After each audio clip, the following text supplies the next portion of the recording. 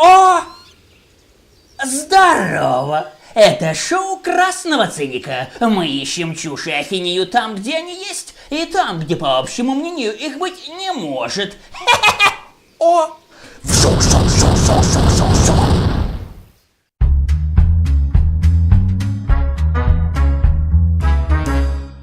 Гай Ричи является одним из самых самобытных режиссеров и сценаристов нашего времени. Его можно сравнить разве что с Квентином Тарантино. И пожалуй, все.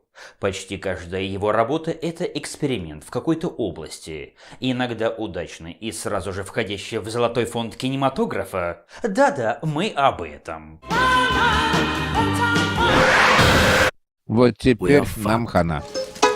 А иногда нет. Но в любом случае его фильмы не оставляют людей равнодушными и заслуживают внимания. Хотя бы потому, что для Сабжа кинематограф – это не просто способ зашибания бабок, а попытка создать что-то в корне новое для жанра.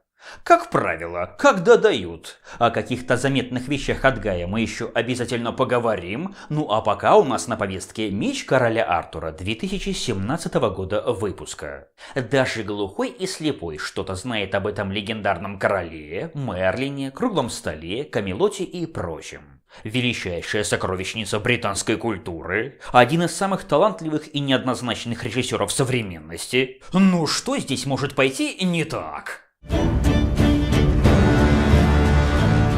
Фильм начинается с наступления обдолбанных мумаков на последнюю твердыню человеков, то есть Камелот. Хотя нет, сначала нам рассказывают о том, что люди и маги веками жили в мире. И иными словами, у них там есть люди, а еще есть маги, которые не люди. Ждем истории про дружбу людей и шахтеров, водопроводчиков, атлетов, моряков и, конечно, кинорежиссеров. Скажете, без повода докопался? Скажете, даже Каню понятно, что маги это отдельный народ? Ну, вроде эльфов. Может быть, но в этом-то и проблема. Создав новый лор, Ричи и Ко никак его не раскрывают. Нам показывают каких-то магов, темные земли, гигантских животных, фаерболы и прочую фэнтезиатину, да. Однако все это не имеет ни малейшего отношения к легендам об Артуре. Заимствования же оттуда в виде имен, героев и мест, перекрученных и перевернутых с ног на голову, лишь усугубляют картину. Как и в случае с Кредом убийцы, зритель видит обрывочную мешанину каких-то сцен, не понимает причин происходящего на экране, а следовательно остается эмоционально нетронутым. Интерес отсутствует, а все недостатки вылезают на первый план. Мастер разговоров Гая Ричи оказался не в состоянии рассказать внятную историю, и в этом я вижу главную причину провала. Ну а возвращаемся к фильму, где волшебник магов, даже не спрашивайте, Мордред решил пойти войной на людей при помощи темных сил, которых и олицетворяют переростки-слоны со зданиями на спинах, дико напоминающими японские РПГ. Наверное, излишне говорить, что Мордред был рыцарем, хоть и предателем. Камелот последней твердыней человечества не являлся, а злые силы прекрасно обходились без бешеных слонов. Короче, черные маги прямо из этих танков уничтожают людишек. И быть звездецу, если вы не... Ну да, политкорректность она такая. 1200 лет демократии. Если среди рыцарей бритов не будет негра, то это, конечно, уже не фильм. Деградация налицо. В 20 веке такие вещи хотя бы пытались хоть как-то логично объяснить. Освободите меня! Но не волнуйтесь, несмотря на афроапокриф, всех спасает мерзкий белый король, торпедируясь прямо на Мумака. Снаружи в этот момент толпа дикарей-самоубийц решает повоевать с прокачанной королевской армией в доспехах XVII века. Да и сам легендарный меч явно куда более поздний по времени. столетия эдак 14-го. И в этом заключается следующий критический изъян картины. Гай Ричи так и не смог определиться с тем, что конкретно он снимает. Легенды об Артуре всегда были завязаны на реальность, реальную эпоху и реальную географию. Они основа основ англоязычной культуры. Они в крови. 5-6 век нашей эры, чуете? Ричи же решил полностью от него откреститься, создав какую-то левую сферичную фэнтезию, абракадабру анахронизма. Нас ждут пикты времен римлян, бриты в доспехах, которые появятся разве что через 500 лет, негры в Европе, порох, монахи Шаолиня, викинги и еще какая-то хрень. Разве что фашистов не хватает. Блин. А ведь зритель чует подобную фальшь и сразу воспринимает ее в штыки. Потому что, да, как уже было сказано, его к этому никак не готовят, полностью оставляя без объяснений. Ну а в фильме армия короля идет в атаку. Непонятно, правда, зачем. Остановить мумаков они принципиально не в состоянии. Так пусть хотя бы укроются за стеной своей пока еще твердыни. Впрочем, наверное, и в этом смысла нет. Ведь по сравнению с этими монстрами даже мумаки Толкина отдыхают. Это скорее анимуша какая-то. Или Кастлвания. И с ними не то что армия 5 века, армия 19-го ничего бы сделать не смогла. Ричи, видимо, решил, что если фэнтезить, так по полной. Хорошо ему никто ярость Асура не показал.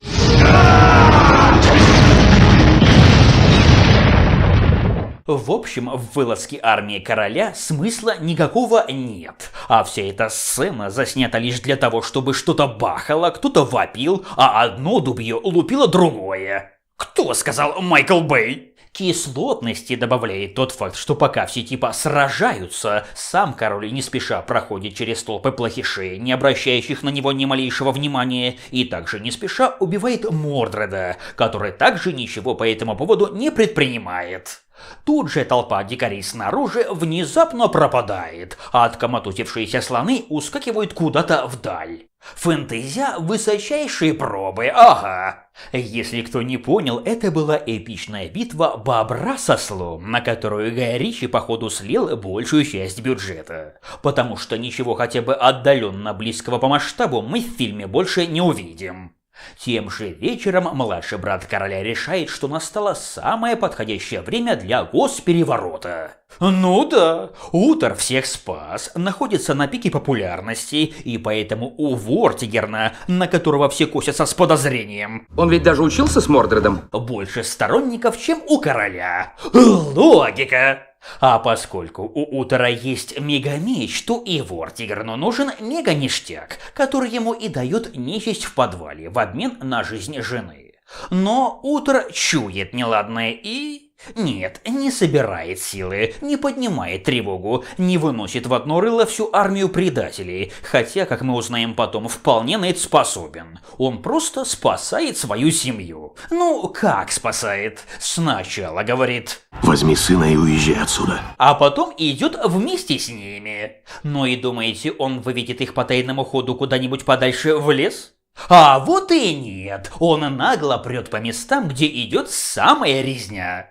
При этом враги на людей, которых нужно устранить в первую очередь, разумеется, даже не смотрят. Лишь один солдат пытается напасть на беглецов. Один! Спокойствию же маленького Артура может позавидовать даже укуренный удав. Величайший ребенок-актер современности, однозначно. Так король с семьей без проблем добираются аж до пристани. До пристани, Карл! Ну а там появляется адского вида всадник с рогатой харей, убивает маман-мальца, и дальше мы видим лишь то, как лодка с Артуром несется по реке, обрамленной красивыми пейзажами, пока удачно так не пристает к берегу именно там, где проститутки стирают шмотки. В Лондиниуме. Действительно, ну кому в раннем средневековье нужна не самая плохая бесхозная лодка, преодолевающая километры и километры пути? Разумеется, никому. Поэтому все нормально. Так Артур попадает в публичный дом и начинает свой путь мелкого уголовника. Сделаем небольшое отступление. Жизнь, что в темные века, что в средневековье и даже спустя сотни лет после них, была крайне тяжелой. Проституцией занимались не от хорошей жизни, а потому что иначе можно было попросту умереть с голодухи. Дети работали едва ли не с 3 лет, а когда работы не было, занимались кражами, попрошайничеством и даже грабежом. Так что то, как Артур взрослеет, работая, воруя и получая по роже, вполне могло иметь место именно в таком виде. Да и вообще, если говорить о конкретной линии главного героя, то следующие полчаса без сомнения можно назвать лучшими в фильме. Потому что там Ричи делал то, что у него получается лучше всего – снимать истории про крутых гопников. Классная музыка, отличный монтаж, смысловая нагрузка в тему. Если бы не нагламуренный вид всех белозубцев без исключения, начиная с проституток, заканчивая последними забулдыгами, так вообще бы ни к чему было бы прикопаться. Но за исключением китайца и кунг-фу. В Британии? В 6 веке? Серьезно? Кто-то может заявить, почему бы и нет. Мол, Шаолинь где-то в это время и появился. Ну разве сложно оттарабанить 10 тысяч километров азиатскому колхознику в средние века, не знающему языка, по землям, кишащим ксенофобами? Кунг-фу же мега популярно, везде про него написано, начиная с Калевалы, заканчивая мифами инков и ацтеков. Может заявить. Те же слабоумные, которые возмущаются, что в игре про средневековую богемию негров нет. Зато они есть в фильме, где в жизнерадостном духе проходит аж целых 30 лет. Ибо Чарли Хэннем, да еще с бородой, на 20-летнего юношу нисколько не тянет. Его дядя Вортигерн все эти годы тоже времени зря не терял. Строил башню и кого-то завоевывал, поскольку выясняется, что высота башни непостижимым образом завязана на количество покоренных королевств. Ну а когда она достроится, то Вортигерн, мол, станет таким же крутым, как Мордред. Зачем? А черт его знает зачем. Потому что никаких объяснений действиям Вортигерна мы больше не увидим. И в этом заключается следующий серьезный недостаток кино. Джуд Лоу – замечательный актер, и наблюдать за его игрой в этом фильме сплошное удовольствие. Да только того же нельзя сказать про его персонажа, который злой, потому что злой, но при этом не совсем злой, поскольку постоянно испытывает какие-то эмоции, вроде неуверенности или угрызений совести, и совершает зло через силу. То есть это и не сказка, где все четко поделено на черное и белое, и не фэнтези, где поведению персонажей должно быть хоть какое-то, объяснение. У Вортигерна абсолютно отсутствует мотивация. Он и так король, он и так сильнее всех, он и так уже всех завоевал, он и так добился всего, чего можно в принципе добиться. У него нет никаких внятных целей, вроде желания воскресить убитую им же жену. Он не одержим какими-то демоническими сущностями, ему не угрожает какая-то неодолимая третья сила. У него все есть, его жертвы абсолютно бессмысленны. И иными словами, Вортигерн – это непонятное бледное нечто, действия которого бесполезны и не нужны. Следующим подтверждением того, что Гай Ричи не понимает, что делает, являются идиотские черные шмотки злобных солдат. Мало того, что это чудовищный анахронизм, явно попахивающий современностью, так он еще и обладает нулевым КПД, поскольку ни от чего не защищает. Да и вообще, по виду напоминает какие-то спортивки, в которые так любят одеваться гопники, только лампасов на трениках не хватает. Когда же дело доходит до доспехов, то Фейс сам начинает тянуться к Палму. Настолько пластиково, ненатурально и неутилитарно все выглядит. Такое я видел только в Конане с Мюллером.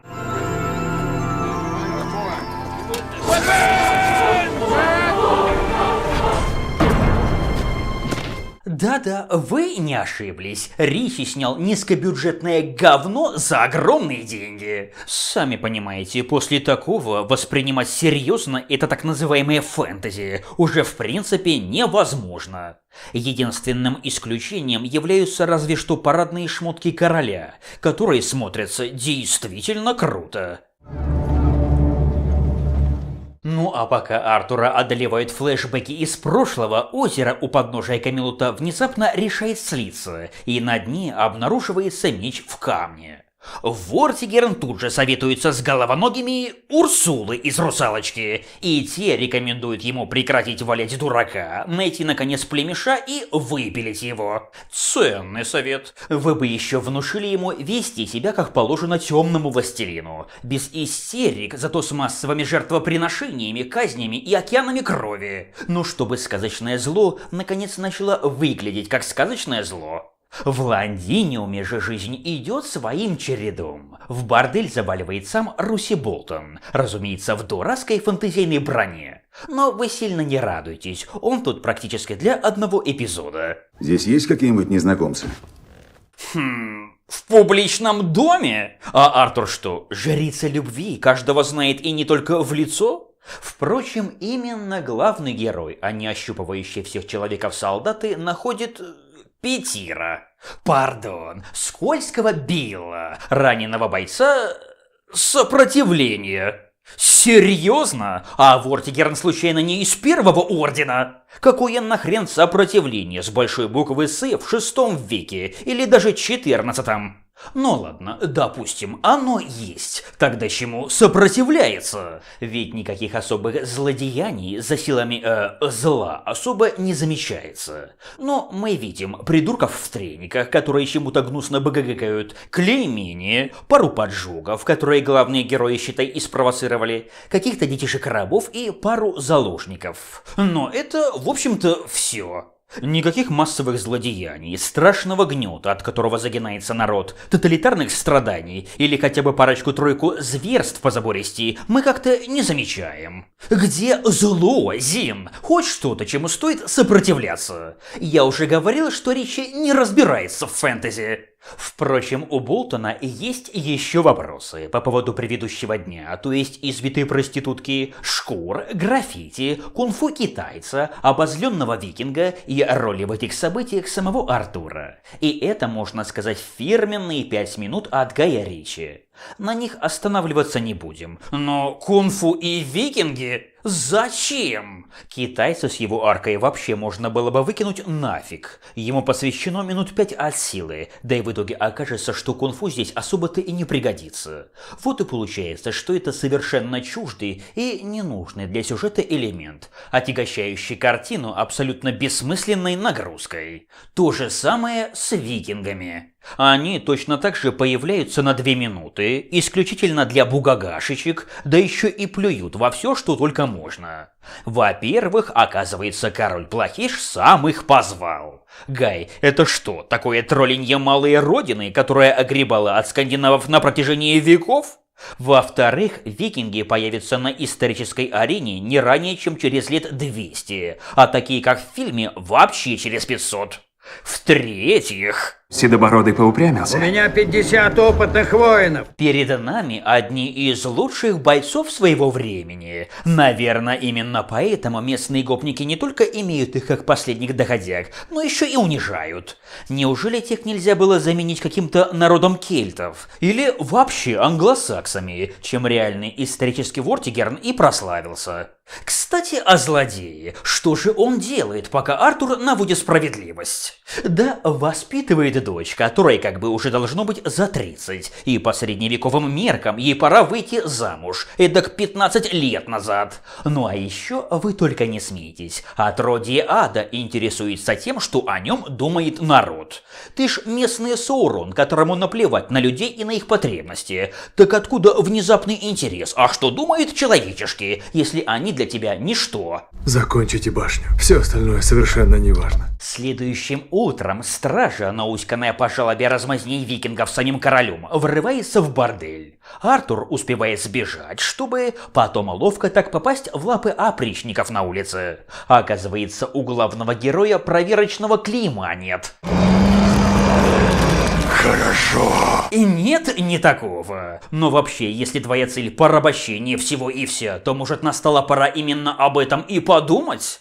Ну а пока Артуру дорога вместе с такими же непроверенными в Камелот, где они будут пытаться вынуть меч из камня. Но герой на то и главный, чтобы не стоять в быдлящей очереди. Ну и да, местный упырь в лице Бекхэма каждому наглому гопарю подробно разъяснит, чего нужно делать и как. К счастью, все исправляет последующая пара минут. Артура закорачивает, и он, славив адовый приход, отрубается. Пока же идет неспешная беседа родственников в уютной камере, сопротивление в лице негра из начала и какой-то магички готовит достойный ответ плохишу. И на казни, где Артур под давлением шантажа вынужден ничего не делать, его в последний момент спасают всего-то 4 человека, да 1 волшебник, взбесивший животных. Черный-причерный легион ничего сделать уже не в силах, а когда его расстреливают из луков, остается только закрыть глаза руками. У вас же там броня, а если она не защищает даже от стрел, так на кой лет вы ее вообще носите? Ну а затем, как обычно, прыжок в очень глубокую воду. Потом следует небольшое путешествие, в котором Артур показывает себя профи, ну то есть складывает 2 плюс 2 и догадывается, что перед ним маг. И вот, наконец, пещерное сопротивление. С этого момента о каких-либо эпичности и реализме можно просто забыть, ибо дальнейший сюжет будет напоминать барахтанье лягушек в банке сметаны. Да-да, именно эти 3,5 землекопа собираются побеждать империю зла, где под ружьем стоят десятки тысяч человек, а на деле масштаб еще меньше, поскольку реально здесь что-то решают лишь негр, чистящий яйца. Нет, господи! И Питер.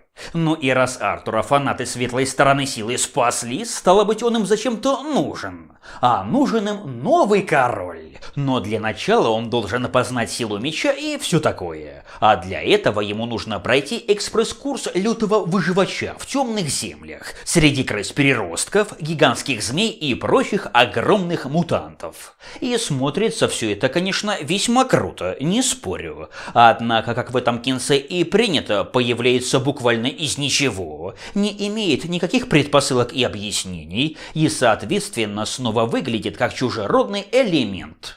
Как бы то ни было, пройдя испытание, Артур получает очередной сюжетный флешбэк. Рогатая башка и правда убил его маман, а папаня, дабы сохранить меч, воспользовался последними секундами жизни и феерически потроллил рогатое зло, обратившись в камень. Вы, наверное, не удивитесь, но рогатый неудачник — это Вортигерн и есть.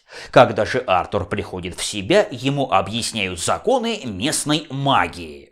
Мол, чем выше башня, тем сильнее колдунство. Жаль, вы там «Игру престолов» не читали. Башню надо было строить в 200 метров высотой. Ну и самое главное, плохишу власти 30 лет, а его башня как-то совсем не впечатляет. К тому же, смотрите, вот тут леса внизу башни, вокруг, как и должно быть. Но верхушка в мордорском стиле уже готова. Так куда вы ее строите?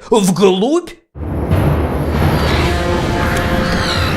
Но и пока добрыши смотрят флешбэк, плохиш орёт на своих, а затем сжигает бордель вместе с мостом. Моргот, Дарксайд и Император рыдают в обнимку, забившись в угол от размаха мести вселенского зла. Ну а потом происходит совет джедаев с извечным вопросом человечества «что делать?» и еще 5 фирменных минут от Гая Ричи.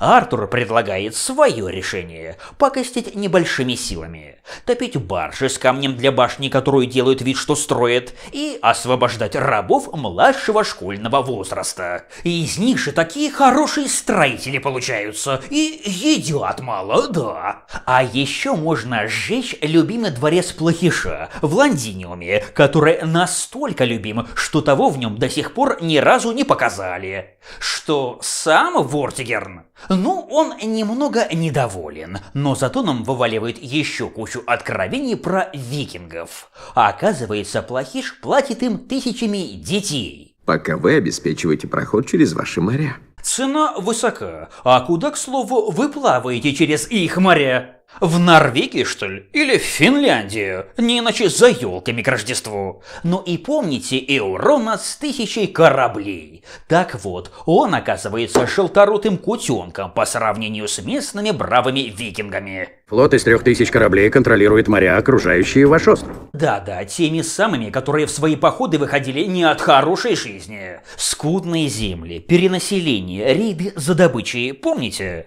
А тут им сбагривают десятки тысяч голодных ртов, а они сами бесцельно слоняются по морям на количестве кораблей, превышающем численность военно-морского флота США. Кстати, о птичках. Если ты мировое зло, то к чему тебе с кем-то договариваться вообще? Разве планета не должна быть только твоей? Ведь отдавая детей, ты усиливаешь возможного врага. И что получаешь взамен? Треску и селедку? Серьезно? Однако эпичный викинг настолько нагл, что решает вслух спросить, а имеет ли наш Саурон Право на этих детей. Но северянина тут же ставят на место, напоминая об армии Вортигерна. С армией в 100 000 душ, стоящей за его мечом. Да вы там с ума посходили. В развитом средневековье англичане могли выставить по самым оптимистичным данным до 12 000 воинов. А откуда 100 000?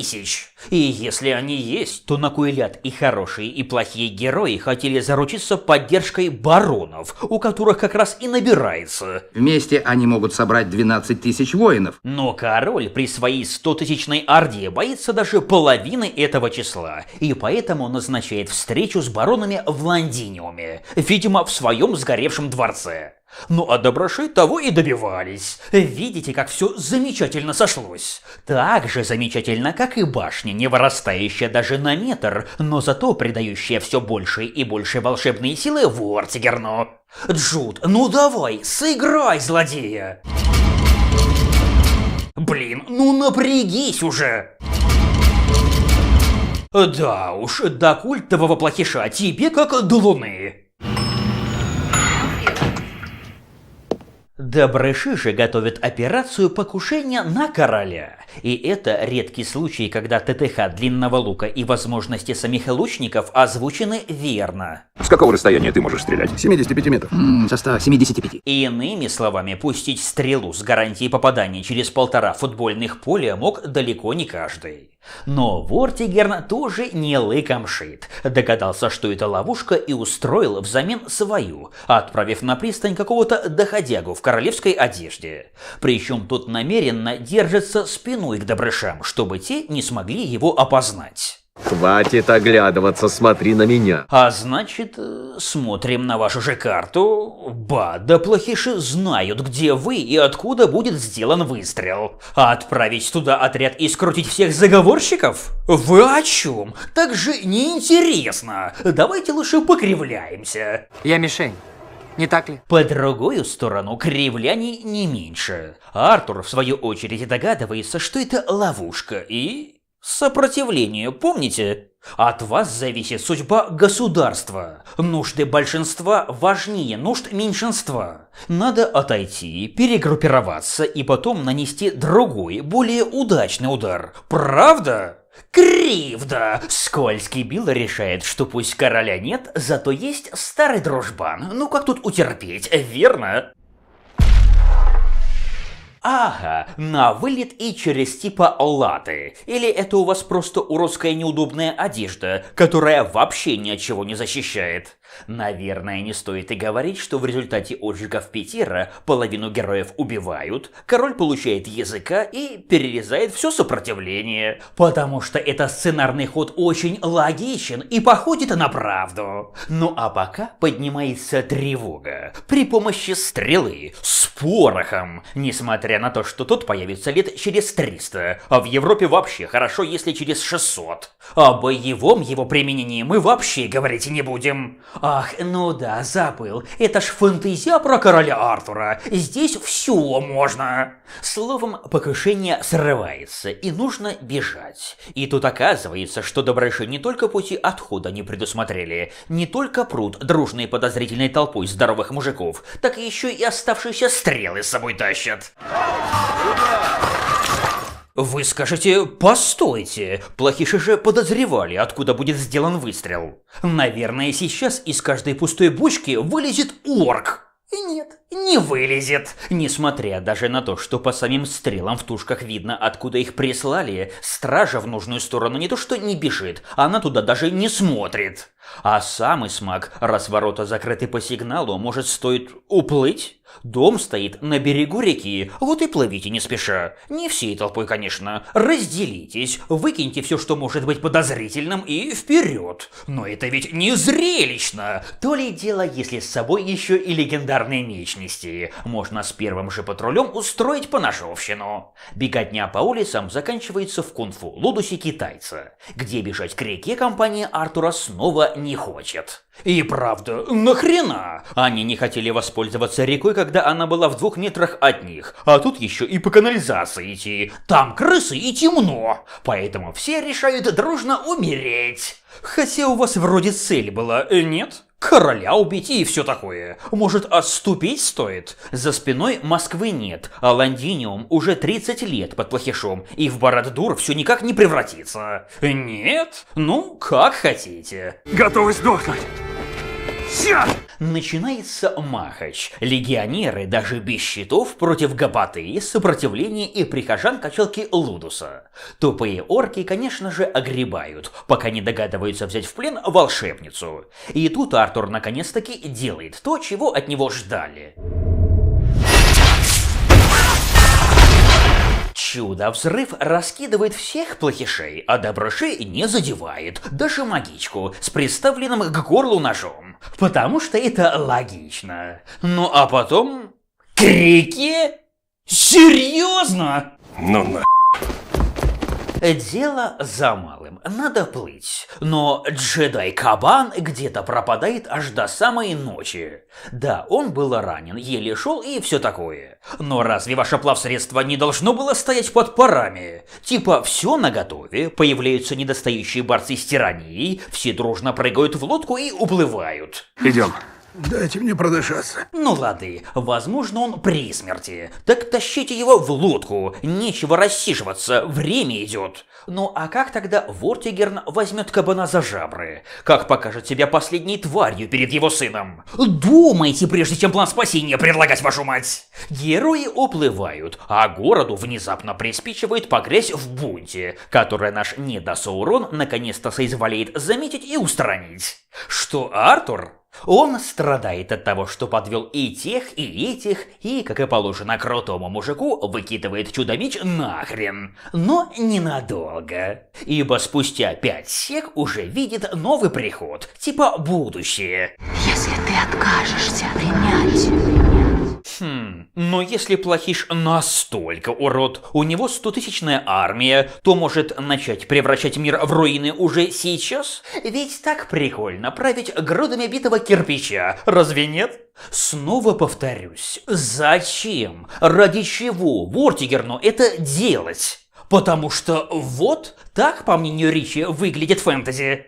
Короче, Артур находит меч в грязной луже, а его, вымазавшегося как свинья, находит в вонючем овраге. Но зато он уже готов стать государем. К тому же быдлу всей страны настолько не похер, законный король дерет с них в 3 шкуры или не очень, что все дружно высыпают на улице и снова бунтуют. И вроде бы да, удачный момент для революции. Но тут накладочка. Вортигерн наконец сообразил, что сопротивленцев можно пытать.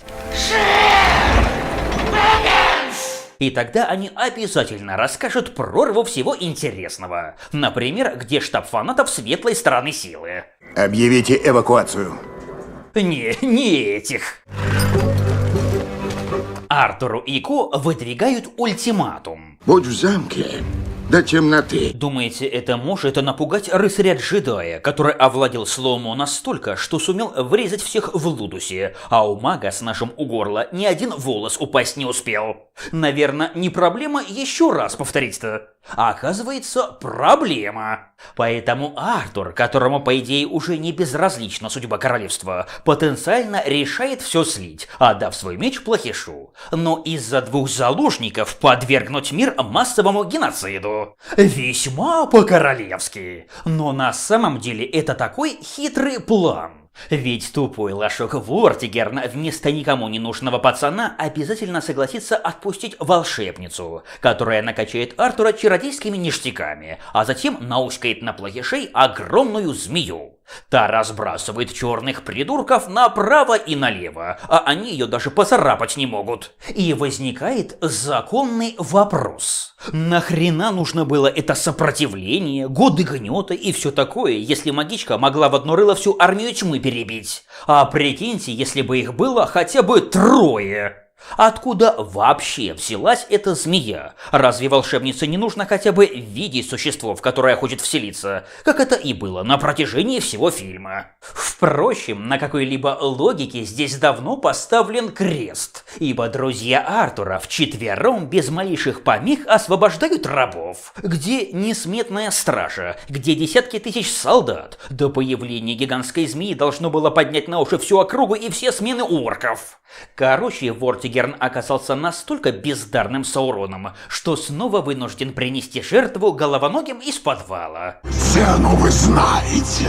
Ну и пока он давится слезами, убивая свою дочь, дабы сохранить свою власть, поскольку иных причин, ради чего или ради кого Вортигерн все это делает, как мы помним, не существует, Артур привычно мочит десятки ботов. Ну а затем финальный махач, непонятная гуманность рогатой башки, давшей Артуру время посмотреть последний флешбэк, победа героя, падение башни, коронация и круглый стол. Негры, монахи Шаолиня и гопники из подворотни. Вот они, рыцари британских легенд. Жаль, эскимосов не завезли. Вот где мерзкий расизм, я считаю. Как и в случае с Варкрафтом, со 2-го раза фильм мне понравился больше, поскольку уже знаешь сюжет и можешь больше сосредоточиться на остальных составляющих картины. Неожиданные ракурсы, выдающийся монтаж, отлично подобранная шикарная музыка, живописные декорации города и, разумеется, искрометные диалоги. По форме это стандартный фильм от Гая Ричи, коих было уже немало и, надеемся, еще будет. Но тут-то кроется и проблема всех проблем. У Ричи лучше всего получается снимать то, что он любит и понимает. А это, в первую очередь, истории про гопников. Но у фэнтези и у сказки совсем другие масштабы, правила и язык. И из «Меча» явственно следует, что наш прославленный автор в них совершенно не бум-бум. Идиотский невнятный сюжет, непрописанный мир и его законы, слабый злодей, у которого нет мотивации, отвратительная матчасть, нагромождение несочетаемых элементов и почти полное отсутствие внятного смысла у событий в целом. Режиссер вроде рассказывает об эпичном, но его постоянно тянет вниз, а обратно к тем уже набившим оскомину гопникам из подворотни. А там, где их нет, там царствует абсурд. Зачем? Почему? Ради чего? Понять сложно. С одной стороны, оригинальные легенды по Сабжу действительно слишком приглаженные и романтичные, это правда. Но с другой, кунг-фу, китайцы, мумаки и вызывающие недоумение вселенское зло отдают больше детскими комиксами, чем реальными историями и легендами. Совершенно непростительно. На этом фоне больше всего удивляют люди, которые сокрушаются провалу картины, ругают критиков и проклинают несостоявшихся зрителей, не пошедших в кино. Гай Ричи же, а значит шедевр. Что тут сказать? Не весь Гай Ричи одинаково полезен. Неправильно судить о качестве фильма исключительно по имени его режиссера. Это все. все на сегодня. С вами был Красный Циник. Смотрите хорошие фильмы, ну и о книгах не забывайте. А еще при желании рассмотрите возможность поддержать шоу через Patreon.